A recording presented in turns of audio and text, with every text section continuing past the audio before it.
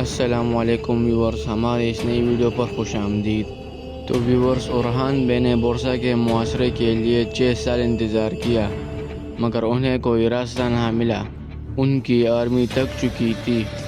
ان کو ایک یہی امید تھی کہ ان کا اناج ختم ہونے کے بعد یہ ہمارے سامنے گھٹنے ٹیک دیں گے، لیکن ایسا بھی نہیں ہوا۔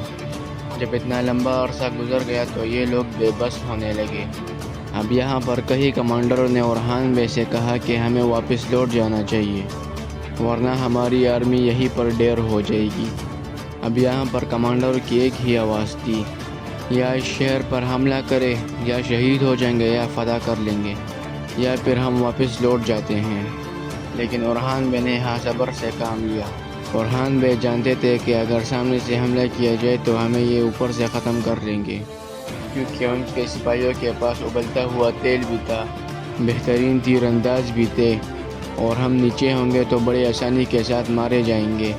چونکہ اب سال 1323 کا وقت شروع ہو گیا تھا، لیکن 6 سالوں میں اورحان بے نے وقت ضائع نہیں کیا۔ اورحان بے نے اپنے کچھ سپاہیوں کو جاسوس بنا کر اپنے ارد گرد کے علاقوں میں بھیجا۔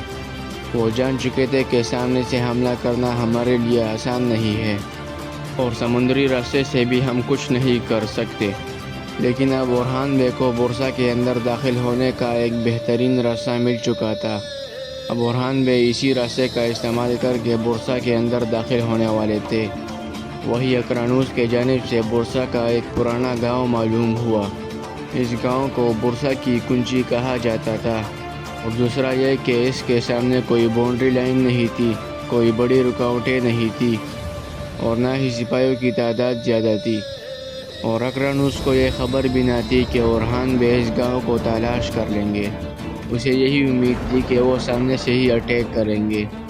تو اورحان بے نے اپنے سپاہیوں کا رخ اقرانوس کی بجائے اس گاؤں کی طرف کیا، اور اس علاقے کو اورحان بے نے بڑی آسانی سے قبضے میں لے لیا۔ اور پھر آرام آرام سے اورحان بے نے بورسا شہر کے اندر داخل ہونا شروع کر دیا۔ سال 1326 تک اورحان بے بورسا کے اندر داخل ہو چکے تھے، اور سال 1326 میں بورسا میں ایک آخری جنگ لڑی گئی، جس میں اورحان بے نے بورسا شہر کو مکمل طریقے سے فتح کر لیا۔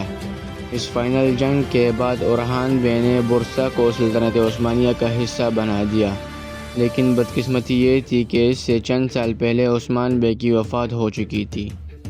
عثمان بے کی وفات کے بعد انہیں بورسا میں کیسے دفنایا گیا؟ کیونکہ عثمان بے کی وفات تک بورسا مکمل طور پر فتح نہیں ہوا تھا، تو انہیں بورسا میں کیسے دفنایا گیا؟ یا پہلے سوغوت میں دفنایا گیا اور اس کے بعد بورسا میں دفنایا گیا؟ اس بارے میں اور چھٹے سیزن کے بارے میں ہم آپ کو معلومات اگلی ویڈیو میں دیں گے۔ تو اگر آپ لوگوں نے ابھی تک ہمارے چینل کو سبسکرائب نہیں کیا تو جلدی سے سبسکرائب کر دیں اور ہمارے چینل کے ممبر بن جائیے، جس کی وجہ سے آپ کو ڈیلی بیسس پر معلومات ملتی رہے گی۔ اپنا بہت سارا خیال رکھیے، ملتے ہیں اپنی نئی ویڈیو پر، تب تک کے لیے اللہ حافظ۔